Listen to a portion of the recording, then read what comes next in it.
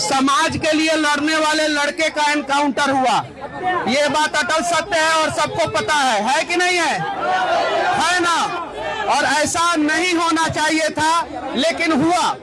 और हुआ क्यों? क्योंकि इसके पीछे का सबसे बड़ा दोषी अगर कोई है तो हम बिहार के लोग ही हैं, क्योंकि हम लोग अपने आंखों के सामने गलतियां होते हुए देखते हैं, गलत सरकार को चुनते हैं, गलत विधायक सांसद को चुनते हैं, और समस्या होती है तो पटना के गर्दनी बाग से लेके दिल्ली के जंतर मंतर तक आके धरना प्रदर्शन करते हैं। यही करते रहते हैं।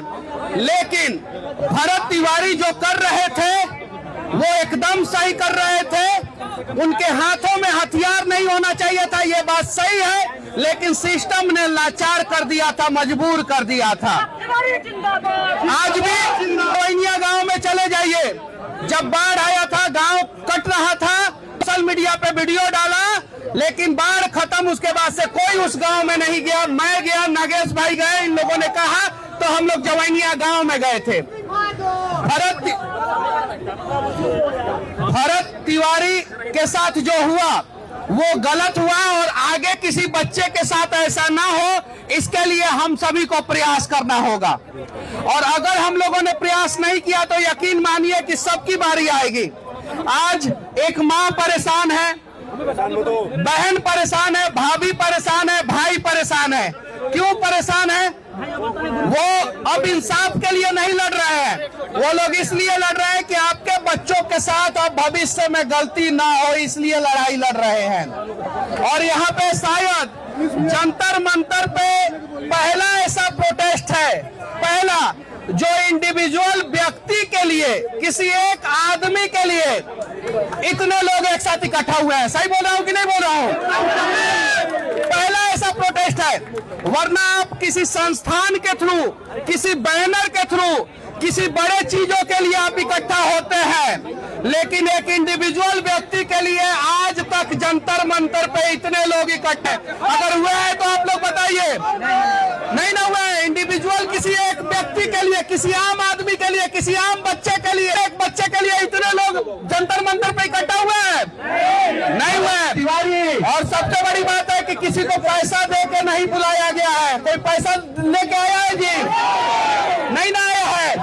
उसके बावजूद आप लोग यहाँ पे आए हैं, क्यों? क्योंकि आप लोग चाहते हैं कि भरत तिवारी के परिवार को इंसाफ मिले और साथ ही साथ अपना बच्चा सुरक्षित हो, बिहार में ही नहीं पूरे देश में सुरक्षित हो। पुलिस ने गलत किया, लेकिन गलती का सजा क्या मिला? अच्छा जगह पे पोस्टिंग मिला ना, अच्छा जगह पे पोस्टिंग मिला। बिहार में यही समस्या है कि बिहार के लोग किसी भी मुद्दा को 30 दिन बाद भूल जाते हैं। जहानाबाद की बच्ची के साथ गलत हुआ था कि नहीं हुआ था? किसी को अब याद भी है वो बच्ची?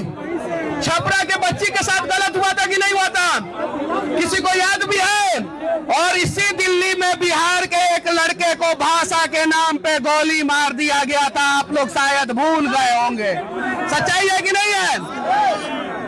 तो इन सब चीजों पे हम लोगों को ध्यान देना है और जाति पाति से ऊपर उठ के हम लोगों को आवाज उठाना है, वरना पहले भरत तिवारी और अब बंटी यादव का नंबर आ चुका है। बंटी यादव का भी आप लोगों ने देखा होगा कि क्या किया गया बंटी यादव के साथ। तो सब लोग एक साथ मिलके और इस प्रकार के चीजों के खिलाफ आवाज उठाइए। तैयार है आप लोग? कौन कौन तैयार है? तैयार है ना? ईमानदारी से आवाज उठाएंगे ना? अगर आप सभी ने आवाज उठाया तो यकीन मानिए यहाँ पे जो परिवार बैठा उसको भी इंसाफ मिलेगा और आपके बच्चों को भी इंसाफ मिलेगा। मैं चाहता हूँ क्या है बाकी चंदन तुम निर्णय करो। माता जी हैं यहाँ पे ये सारे लोग हैं।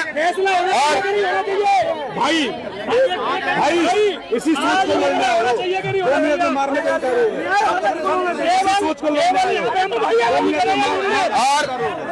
और अब मैं चाहता हूं कि राणा दीपू भाई कुछ बोले, नागेश भाई कुछ बोले, क्योंकि ये लोग भी शुरू से लगे हुए हैं। तो राणा दीपू भाई और उसके बाद से नागेश भाई।